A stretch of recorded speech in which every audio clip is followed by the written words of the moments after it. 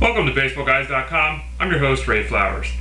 I'm sporting the old Sharks jersey and the Sharks hat because the Sharks getting ready to take on the Chicago Blackhawks in Game 2 of the Western Conference Finals in what's a little over an hour now. Go Sharks!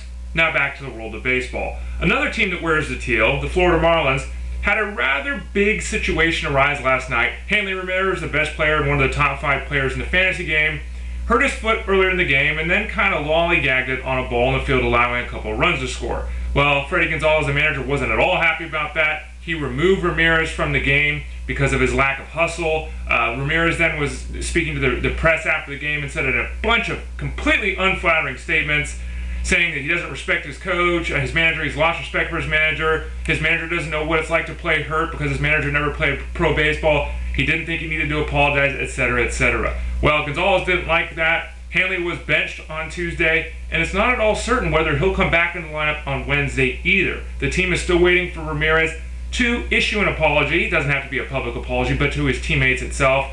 Dan Uggla, who came out against Hanley Ramirez last year when he did something very similar, said, look, we're still on Hanley's side. It'd be nice for him to say sorry so he can move forward. Look for this situation to be resolved quickly. Hanley Ramirez is way too good a player for the Marlins to do anything crazy like cutting him loose, dropping him, sending him to the minors or anything like that. But this ill will could destroy what's been a pretty good start to the year for the Florida Marlins.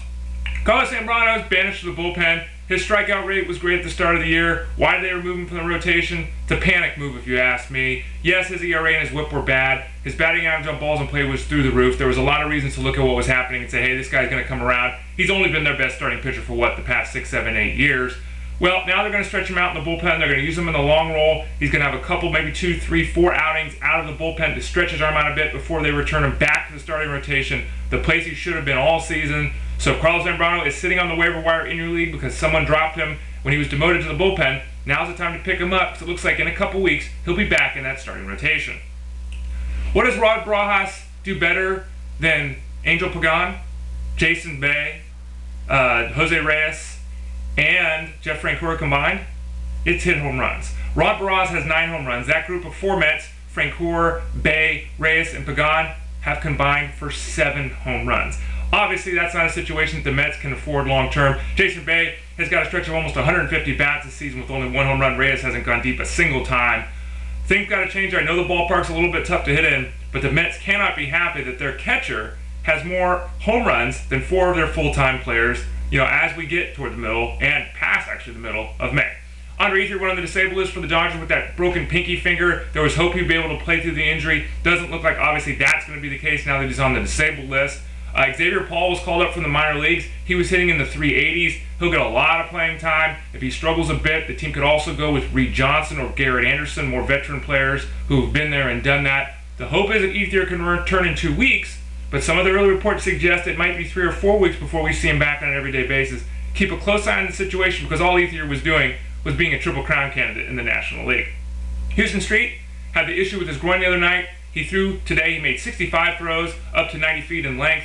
Reported no issues with the groin, says he's feeling better every day. Still look for him to be about 2 weeks away from returning to the Rockies, but it still looks possible that the first week of June is when we might see Street back with the Rockies, vying then at that point to take over the 9th inning from Manny Corpus.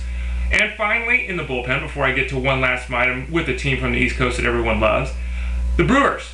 Trevor Hoffman blew yet another game on Tuesday. It's the 5th blown save of the season. He only had 4 blown saves all of last year, his first year in Milwaukee. He's allowed 7 home runs on the year already. He allowed only 2 last season. Just has been a disastrous start. Now, Ken Maka came out after the game and said, well, maybe, sort of, kind of, I don't know, we'll see what happens, kind of, is he going to be the closer, is he not? Never really answered the question, but you have to think that at least in the short term, Carlos Villanueva, who's pitched very well this season, will get a chance to run in the 9th inning. If he gets a couple of opportunities and has a lot of success, I know it'd be very tough to bench the Hall of Famer and the best relief pitcher in the history of the National League, but when your ERA is over 13 and you're just not getting the job done like Trevor Hoffman is right now, the team has to make another move. Don't give up on Hoffman, because like I said, the team hasn't given up on him, but if you're in a shallow league, you might want to look at other options for the 9th inning.